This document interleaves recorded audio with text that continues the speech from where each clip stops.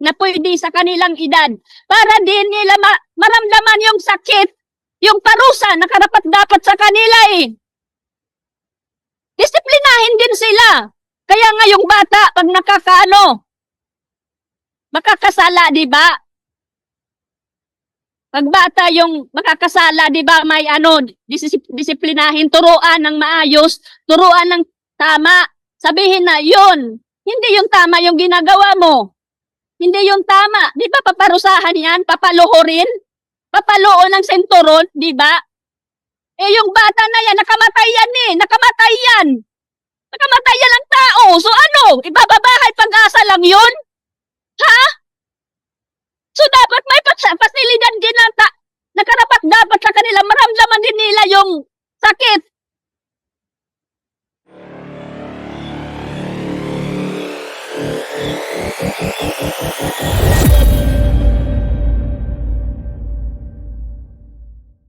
Tanungin at pakinggan yung mga boses na unang at pinaka kailangan nating marinig. Yung boses ng mga pamilya ng mga namatay at nasugatan. Kasama po natin online si Miss Jeneline Badoria at si Sir Jamie Separa, mga magulang po ni Yancy Separa. And kasama din po natin dito sa ating hearing room si Sir Rolando Lapidario na Papa ni Kay at si Miss Janica na kapatid naman ni Jeric na pareho pong nasugatan at hanggang ngayon ay nagpapagaling pa sa ospital. Nakikita ko po si Miss Jeneline online. Ma'am, gusto niyo po bang simulan ang pagsasalita dito sa aming komite? Ayon po sa inyong nalalaman, ano po ba yung mga pangyayari dito na kinitil ang buhay ni Yancy at ng dalawa pang mga bata at nakasakit pa sa marami din? Miss Jeneline. Unmute lang po ma'am para marinig po namin kayo. Ayan po ma'am, maririnig na po namin kayo. Ano po ba nangyari nung umagang yon kina Yancy?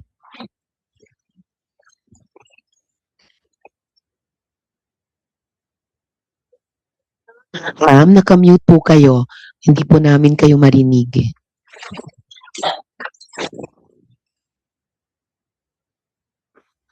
May tumutulong po ba sa inyo dyan para ayusin yung audio? Ayan po.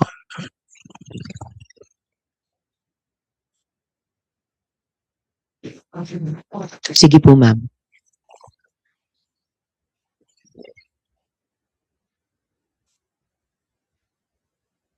Hindi ko po alam kung ano talagang nangyari doon sa loob mismo kanilang paaralan. Ma'am, sandali ha. Naririnig na po namin kayo, kaya lang mahina pa. Pwede bang palakasin yung audio dyan?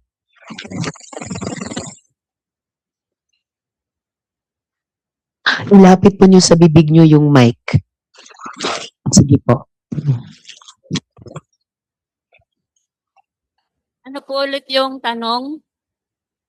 Bali yung tanong po ay, ayon sa inyong nalalaman, ano po yung nangyari kina Yancy nung araw na iyon?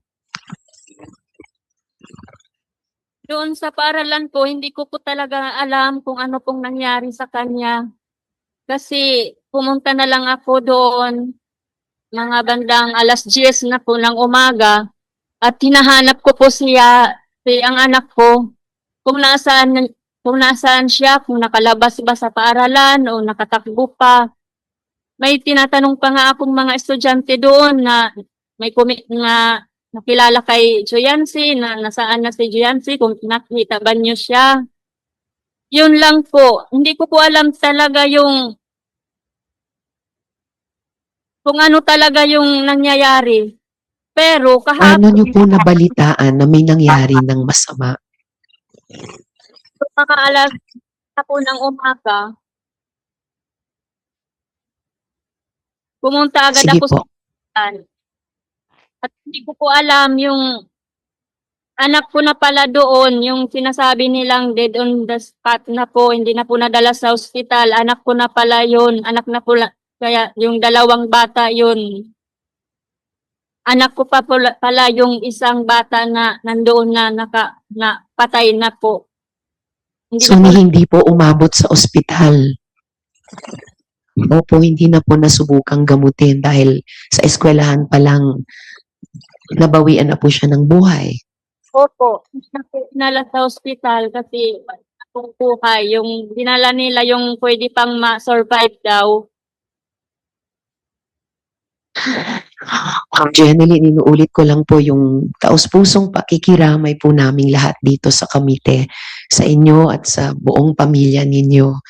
At yung commitment po namin magdala ng hustisya sa inyong anak at pamilya at proteksyonan yung iba pang mga bata sa mga susunod na panahon. Tanungin ko rin po ma'am si Sir Jamie kung online din po sila mula sa ibang lugar. Sir Jamie, online po ba kayo? Ang papa din po ni Yancy.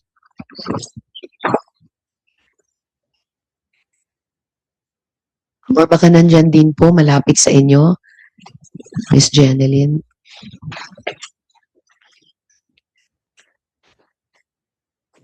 Yan po, Sir Jamie. Upay nga aga po kahit napakalungkot na panahon. Kayo po sir, may dagdag po ba kayong nalaman tungkol sa mga pangyayari nung araw na iyon kina Yancy?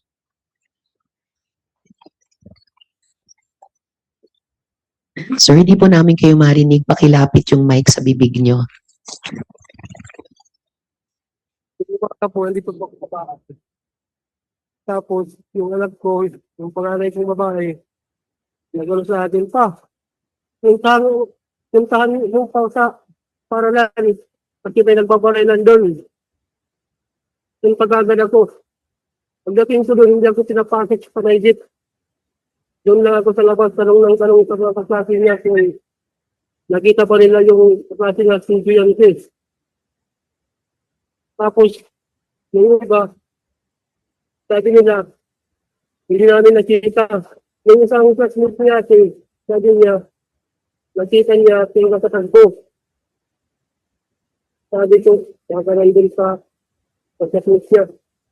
Kaya alas 12 na, tumawag ako sa bahay, wala pa din sa bahay. Kaya kinatahan na ako. Nagpunta ka din ng hospital ng asawa ko, naghiwalay kami. Kaya alas 12 na kayo makapalit ng sarangari. Pagpalig namin, may taga din sa amin, hindi na sa loob ng jeep. Tinawag ako. Sabi niya, Sir, pakilapit yung mic sa bibig nyo. sa akin, magkita ko yung anak ko. Kaya na yun.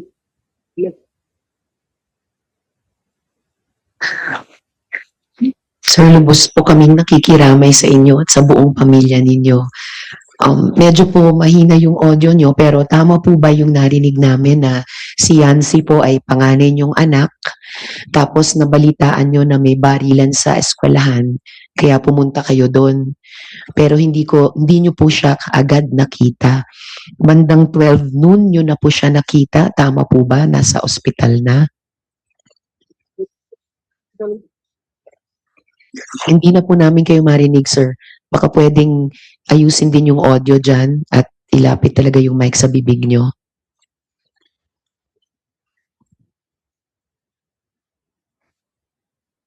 Hindi na po ma'am nadala sa hospital, ma'am.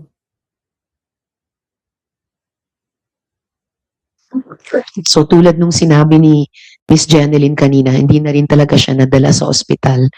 Nandun na lang talaga sa eskwelahan.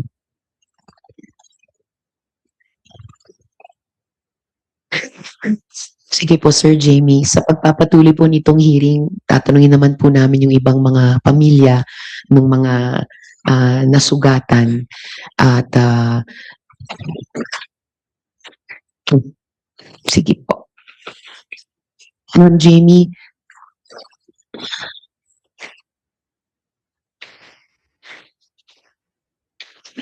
Ma'am Jamie, sana manatili po kayo dito online sa ating hearing. Madam Gusto ko Chair, rin pwede po, po matanong? Senator, bago po si Senator Raffy, isang follow-up question sa ngayon, Ma'am Jamie. Kumusta po si Yancy bilang isang anak, bilang bata? Ang bata po, masayahin siya, mabait. Simple lang siya. Simple lang yung pangarap niya, hindi naman po siya,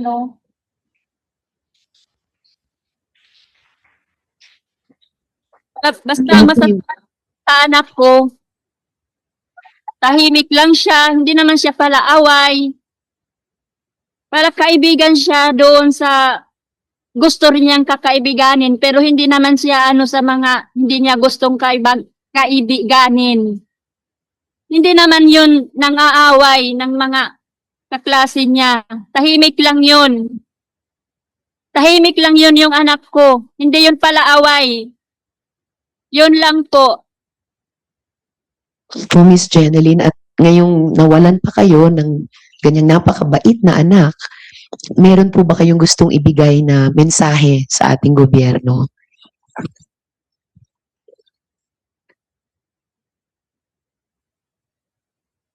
Yung gusto ko lang sabihin na kung pwede, pababaan yung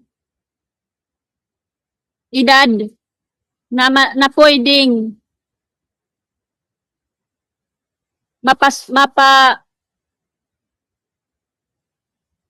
pwede nang makasuhan. Kasi sabi niya nung yung nakabaril sa anak ko, wala daw crime liability. So paano yan? Isa sa lang yan sa bahay Pag-asa? Pwede naman siguro. I agree. Yung sinabi ni Tolfo, I agree po. Yung sinabi niya, pwede naman siyang makulong doon sa ibang pasilidad na pwede sa kanilang edad para din nila maramdaman yung sakit, yung parusa na karapat-dapat sa kanila eh. Disiplinahin din sila. Kaya nga yung bata, pag makakasala, di ba? Pag bata yung makakasala, di ba, may disiplinahin, turuan ng maayos, turuan ng tama. Sabihin na yun, hindi yung tama yung ginagawa mo. Hindi yung tama. Di ba paparusahan yan? Papaluhurin? Papaluon ng senturon, di ba? Eh yung bata na yan, nakamatay yan eh. Nakamatay yan. Nakamatay yan ang tao. So ano? Ibababahay pag-asa lang yun? Ha? So dapat may pasilidad din na karapat dapat sa kanila. Maramdaman din nila yung sakit. Yun lang yung sabihin ko. I agree with Tolfo. He said while ago na dapat mayroong pasilidad na karapat dapat sa kanila. Hindi lang yung bahay pag-asa na yan. Yun lang.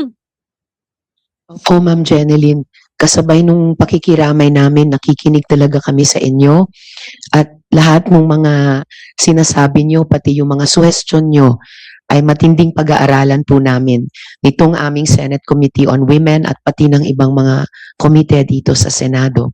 At meron din pong follow-up question sa inyo nga si Senator Raffy ngayon bago natin tanungin yung mga pamilya nung dalawang batang nasugatan. Senator Raffy. Ma'am Jeneline, magandang umaga po. At bago ang lahat, ang aking pong taus-pusong pakikiramay. Isang katanungan lamang po. Simula po nung mangyaring insidente, meron ho bang lumapit sa inyo mga taga-ahensya ng ating gobyerno para mag-extend po ng ayuda o tulong? Meron po ba, ma'am? Po, Financial man? O kung tumutulong. ano pa man yun? Meron po? Mayroon po, maraming tulong po from government, from private sector. Marami po, marami. Private sector po? Ang tanong ko po, mula sa public, sa gobyerno po, meron ho bang taga-gobyerno? Kasi po, sa ilalim ng RA 9344, Juvenile Justice Welfare Act, meron po doon as amended na dapat meron ding ayudang matatanggap ang mga victims na kagagawan nito mga CICL, pamilya man at mismong biktima. Yun po ang ibig sabihin, wala ho bang pera, ayuda na ipinarating sa iyo ng ating gobyerno? Po, po. Bukod sa private, sabi niyo po mga private individuals. Pero po yung gobyerno po natin, meron po ba? Meron Alinsunod po dun sa RA 9344 na kung saan dapat yung victims of crime ng mga CICL dapat merong matatanggap na ayuda. po. Meron po ba? Saan galing po?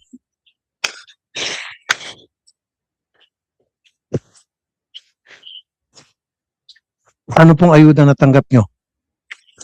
Meron na po ba? Eh, Yung lahat halimbawa po, pagpapalibing, yung sa burol, Opo, puro at saka sa libingan po. sino po nag-provide po noon, ma'am? Kanino, saan galing po yung binigay sa inyo para sa burol at pampapalibing? Private individual ho ba yun o mula sa ating gobyerno, ma'am? Galing po kay yung ano po namin, yung sa libingan po namin, galing po kay FM Romualdez po, kay Marty Romualdez po, yung ano, yung libingan at saka yung ano po, yung funeral, lahat na po galing po sa ano, from DSWD and Tingog po. Okay, so ibig sabihin party list po ang nagbigay sa inyo, politiko. Kasi alam mo, Madam Chair, base po sa RA 100630 as amended mula sa 9544, nakasaad doon, the victim of the offense committed by a child and the victim's family shall be provided the appropriate assistance.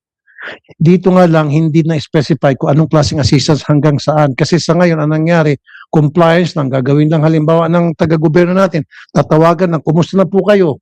Pagkatapos yan, complied na, pababayaan na. Dapat may specify talaga, we have to revisit this law, kung anong mga tulong pwede maibigay sa mga victims. Kasi sa ngayon, it's very unfortunate, we're here, nakafocus tayo palagi doon sa perpetrators.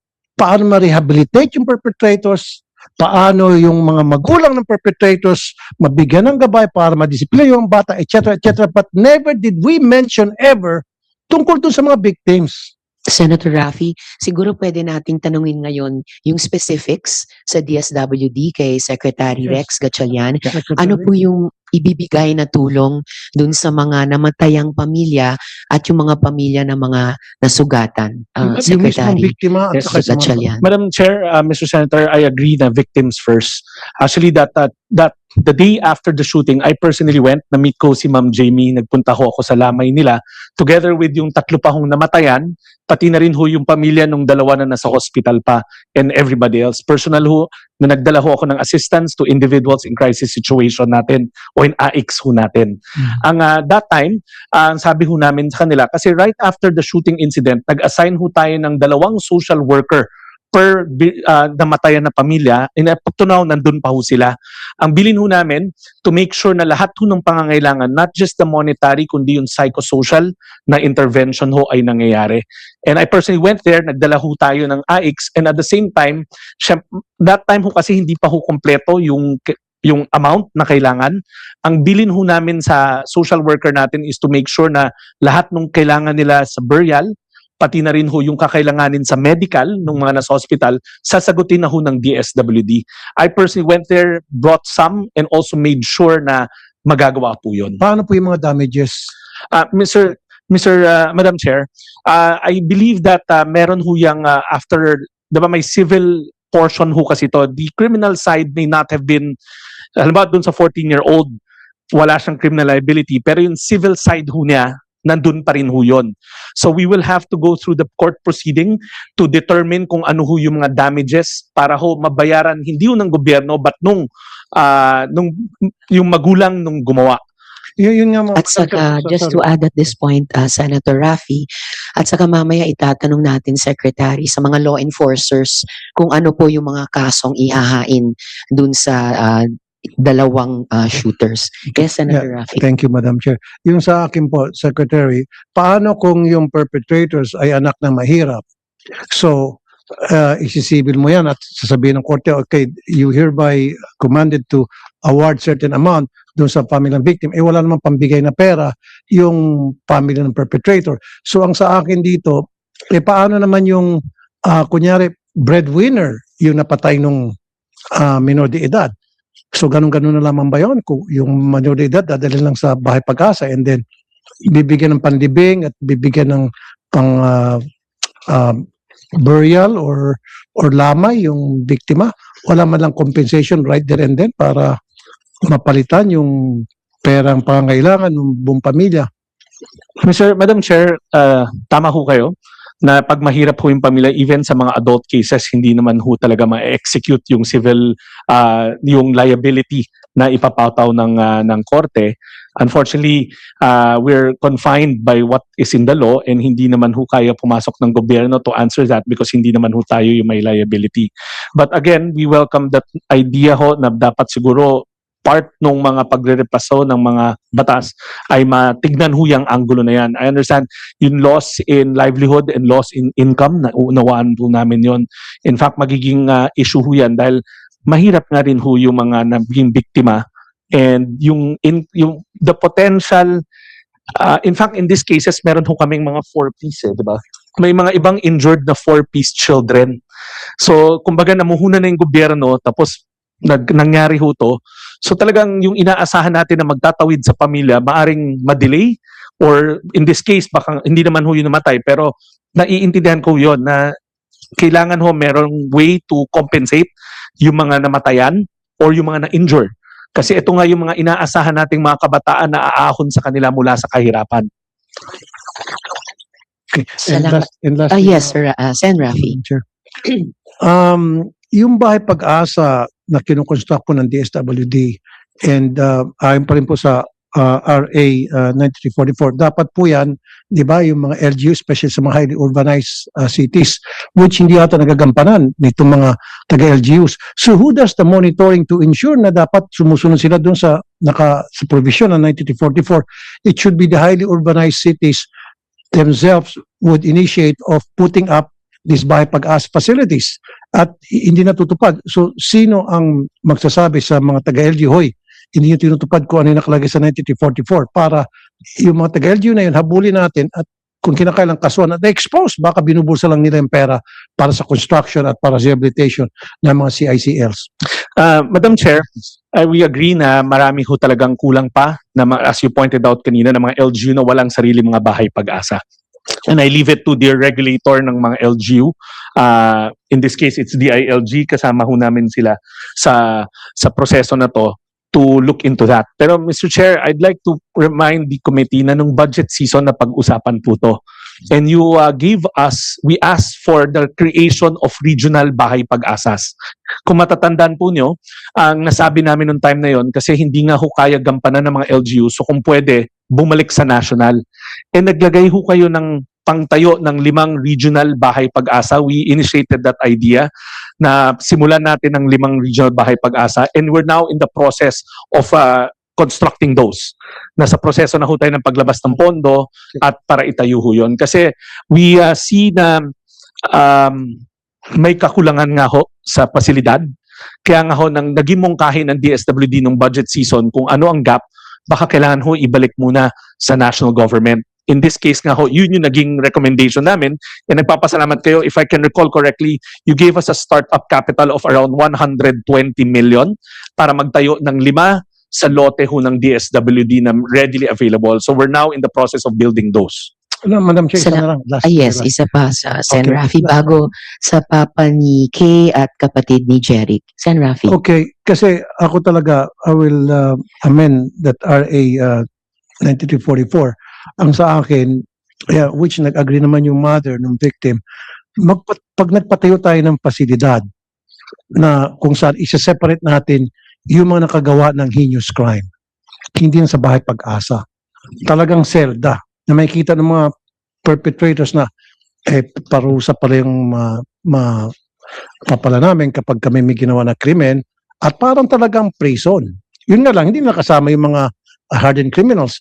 Sila, pero may mga selda sila. Paramdam sa kanila na talagang punishment ang kalalagyan nila kapag sila gumawa ng krimen. Kanino dapat budget manggagaling yan?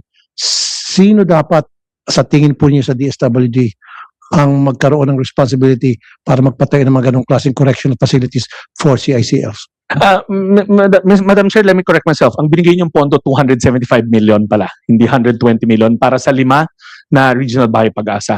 Now, going back to the question, we leave it to the legislators, kayo ho ang policy makers. Kung yan ho ang magiging parte ng amendment ng JJWA na magkaroon ng separate facilities for children who commit heinous crimes, then we will respect that kasi ho nasa purview ho yan ng legislatura. Pero kung meron lang ho akong 2 cents worth na ipapasok, kung gagawin ho yan or whatever facility ang ilalagay nyo ho doon, sana ibalik ho sa national because we've already seen na hindi ho kaya ng ating mga local government units. Ako naging mayor ho ako. Meron kaming functioning bahay pag-asa nung time ni Senator Sherwin. Siya ho nagtaguyod noon, tinuloy namin. Pero mahirap ho magtayo at mas mahirap ho magpatakbo. And some of our local government units, napakaliit ho ng kanilang mga capacity para magpatakbo nito mga bahay pag-asa. It's very complex to run a shelter or a facility. So kaya nga ho nung budget season, inulit-ulit ho namin na baka pwede natin regional muna, national in nature, para ho yung standards, pati na rin ho yung pagpapatayo at masiguradong matayo, mangyari. Salamat, Madam Chair. Salamat, Senator Raffy at Secretary Rex. Gaya ng binanggit ko kanina kay Ma'am Jeneline, lahat nitong mga inputs kaugnay nung Juvenile Justice Welfare Act ay pinakikinggan po ng Committee on Women. I-share din po namin. Kinonsulta ko kanina si Senate President Sherwin, malamang Senate Committee on Justice na didinig sa anumang mga proposed evaluation at amendments nung JJWA. And paalala lang po, ang magulang po ni Yancy ay si Miss Jeneline at saka si Sir Jamie. So Jamie po yung papa niya, hindi po siya yung mama niya. So ituloy po natin yung pakikipag-usap natin sa mga pamilya ng mga nasugatan naman. So nandito nga po si Miss Janica na kapatid ni Jeric at saka si Sir Rolando na na papa ni Kay. Pwede niyo po bang i-update ang komite at ang publiko? Kumusta na po yung kalagayan no ni na Jeric at saka ni Kay ngayon sa ospital? Kailan po ba sila madi-discharge? Yes, Sir Rolando. Sa ngayon, ma'am, hindi pa sinabi ng doktor kung kailan pwedeng lumabas sa ospital dahil pinahihilom pa yung sugat niya dito sa harap. Opo, ano po yung sugat na sinapit ni Kay? At baka gusto nyo rin pong ikwento sa amin, Sir Rolando, dahil tulad ni Chris Lawrence, na siya naman ay namatay. Siya po'y binigyan ng pinakamataas na pagkilala ng Boy Scouts of the Philippines dahil ginamit ni Chris Lawrence yung katawan niya para pilit isara yung pinto at iligtas yung mga kaklase niya. Gayon din po si Kay na sinasara niya yung pinto ng kanilang classroom para naprotektahan din yung mga kaklase niya. Kaya natamaan po siya. Pwede niyo po bang ikwento sa Nang amin? pumutok yung baril sa kabilang room, naglakad yung suspect dalawa papunta sa kanilang classroom. Pagkatapos, biglaan niyang isinara. Sinara niya yung pinto. Saka naman binaril siya. Tagos dito, gunshot point na bintre, tagos dito sa kabila. So pasok po sa balakang. Opo. Dito. So pasok sa balakang, nasaktan pa yung private parts niya and then tumagos pa sa hita, kabilang hita. Kabila. Pagkatapos, binuhat na lang siya ng mga kaklase niya palabas ng paaralan. Dahil hindi pa naman dumadating ang pulis eh. Gaano pong katagal bago dumating ang mga pulis? Hindi ko tansya talaga dahil hindi niya yung talagang ilang oras o ilang minuto dumating ang mga pulis. Sige po, itatanong din po natin sa PNP Region 8 mamaya-maya. Kilala po ba ni Kay yung dalawang namaril sa kanila at mga kaklase niya? Kilala daw niya sa mukha lang.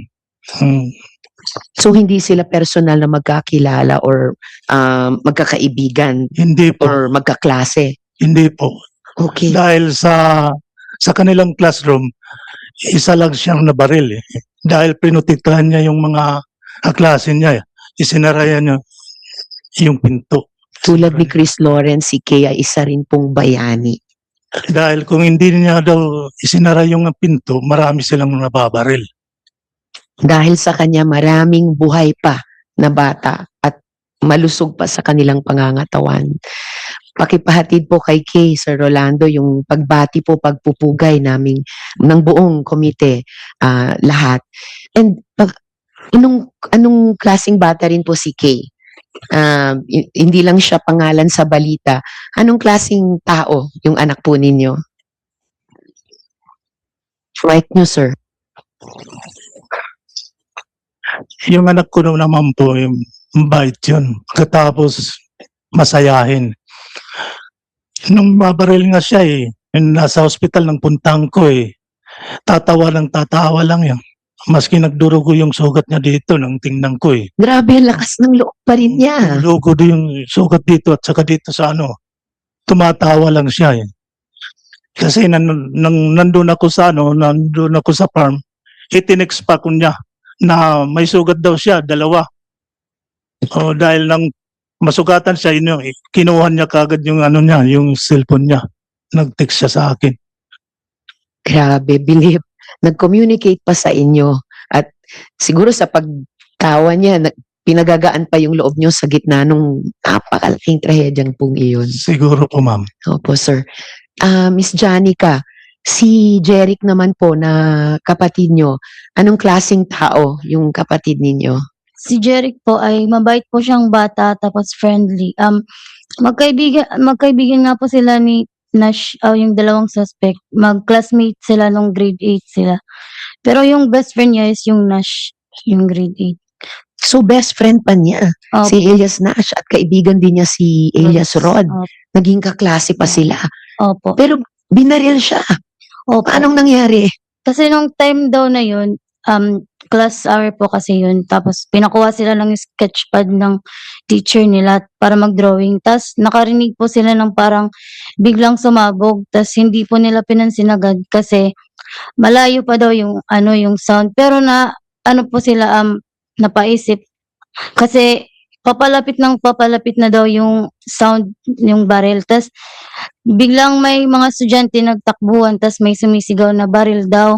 Tas nung time na yun, sinabi ng guro nila, magtago na daw sila doon sa likod, which is doon sa may bintana nila, malapit sa desk ng teacher nila. Tas after nun, dumapa daw si Jeric, sabi niya sa akin. Tas sumilip siya sa may bintana, nakita niya yung dalawang suspect, yung Rod tapos yung Nash. Pero yung Nash nakamask daw. Tas si Nash lang yung nakita niyang may dalang baril. Tas after nun, pumunta daw sa kabilang classroom yung dalawang suspect. Tas sinabihan sila ng teacher nila na lumipat daw sila Jeric ng pwesto. Tas nung lilipat na si Jeric, hindi po nila namalayan na si Nash nasa likod na pala ng classroom nila. Papatayo pa lang siya, binaril siya, doon siya binaril, nakatalikod siya. So pinaril siya ng dati niyang best friend Opo. at kaklase. Sus Marios. Ano pong mga sugat ang natamo ni Jeric? Dito siya nabaril sa likod, tas tumagos dito, tas natamaan yung dito niya. So pinaril sa likod, Opo. tumagos sa leeg, and then Dili po. tumama pa sa baba. Inopera siya kahapon, di ba? Opo. Kumusta na po yung kalagayan niya at May- alam niyo na po ba kailan kaya madi-discharge? Wala pa pong kung kailan i-discharge. Kasi kahapon pa lang siya naoperahan. Tapos inoobserbaran din po kasi yung dito niya may fracture. Fractured yung baba niya. So yun po yung inoperahan kahapon. So may reconstruction na nangyari. Opo. Kwento po ba sa inyo ni Jeric? Nakababatang kapatid niyo siya? Opo. So kayo po ay ate ni Jeric. Kwento ba niya dati or kahit pagkatapos ng pamamaril kung anong klaseng mga tao itong sina Elias Nash at Elias Rod, at pareho lang ba nung umagang yon or nagbago ba sila bilang mga tao sa tingin po ni Jeric? sabi po ni Jeric sa akin, dati daw, hindi po, masayain daw po yung si Nash, tapos joker din daw po. Kasi may circle of friends po sila niyan. At saka, nung time daw na yun, yung pamamaril, after no, before nun mangyari, umattend daw ng flag ceremony si Nash. Tapos, nagtanong pa siya nun kung nasaan yung kaibigan nila. Hindi si Rod, yung iba nilang kaibigan. Tas parang nagduda daw si Jeric nung time na yun kasi parang iba yung mood daw ni Nash nung time na yun. So napansin Opo. ni Jeric na iba ang mood Opo. ni Elias Nash kumpara sa pagkakilala niya. Opo. So parang tuloy nagkakutob siya na may iba. Opo. May iba. At kanina po, Miss Janica, binanggit ni Sir Rolando, hindi niya alam gaano kabilis nakaresponde yung pulis sa Tacloban. Anong tingin mo, Miss Janica, ng pamilya niyo dun sa law enforcement response so far? Ay po ninyo. Hindi po namin talaga alam kasi may pumunta lang po kasi sa bahay namin tapos yung barangay tanod namin sinabi na may pamamaril daw na naganap sa sa high school kasama yung kapatid ko daw na baril. Tas nun umalis agad si mama at si kuya tapos yung babaeng sumaklolo sa kapatid ko hinanap yung bahay namin tapos nakita nila sa labas tapos sinabihan si mama na nandun na daw sa AC Jeric. Kasi nung time kasi na nasa eskwelahan sila, nung lalabas na sila, inakay siya ng mga kaklase niya papalabas. Tapos nung nasa gate na sila, naglalakad.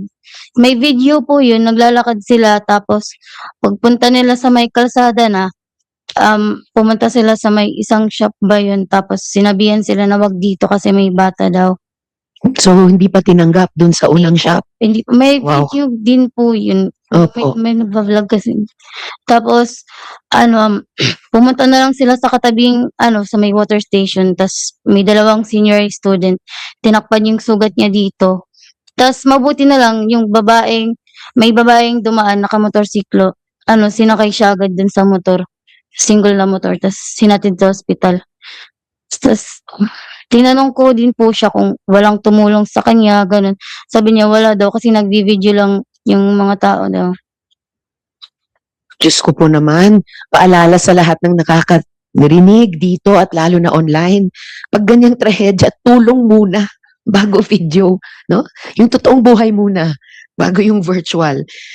At yung babaeng yon na nagsakay sa kapatid nyo sa motor, siya rin yung binanggit mo kaninang nagbalita sa inyo na may Opo. barilan pala sa school. Opo, hinanap yung bahay namin. Mabuti pa siya at hinanap pa kayo sa bahay. Okay po, para nakapunta si mama nyo at yung isa pang kapatid Opo. ninyo.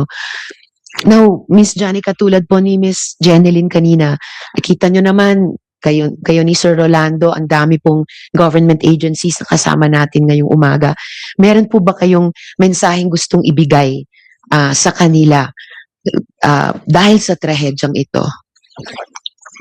Gusto ko lang pong mensahe is sana mabigyan ng pustisya yung mga nabiktima, lalong-lalo na po sa mga namatayan. At sana po hindi maging hadlang ang pagiging minor de edad para makulong. Kasi parang unfair naman po na ganun-ganun na lang. Tapos, gusto ko rin pong ipahayag na sana po hindi sila yung mga tao po sa social media gumagawa ng mga fake news about namatay daw yung kapatid ko. Tapos ginamitan nila ng AI yung picture niya kasama siya sa mga namatay. Tapos pinapakalat nila. Lalo na po yung ibang content creator ginawa nilang content yung kanyang bagay. Grabe, sa pamilya nyo, sa lahat ng pamilya, hindi naman ito content, no? Opo. Totoong buhay to, trahedya sa inyong mga mahal sa buhay. Parang again, sa lahat ng nakakarinig, lalo na online, aral po ito sa atin. Pakikiramay muna, pakikipagkapwa muna, at lalong wag pasinungalingan ng isang bagay na napaka-terrible na. Kayo po, Sir Rolando, meron din po ba kayong mensaheng gustong ibigay bilang pamilya ng nasugatan sa amin pong lahat ditong Yun din eh. taga-gobyerno? Gusto ko rin ibaba yung 15 to 12 years old na para hindi na pamarisan yung paggagawa ng krimen. Dahil kung hindi natin ibababa yan, mamimihasa yung mga minor de edad na yan eh. Marami pang batang papatayin dahil hindi sila makukulong. Salamat din po, Sir Rolando. Yun lang. At saka nagpapasalamat ako sa DSWD, sa Secretary ng DepEd, kay Tingog, kay Martin Romualdez at kay Mama Marte sa binigay nilang suporta at saka sa Red Cross po. Salamat din po, Sir Rolando at Miss Janica. Sana manatili po kayo dito sa ating hearing dahil malamang may iba pang lilitaw na mga issue na baka gusto nyo rin pong tugunan at mga tanong ni na Senate President at ni Sen. Rafi. Salamat din sa iyo sa suporta. Salamat po, Sir.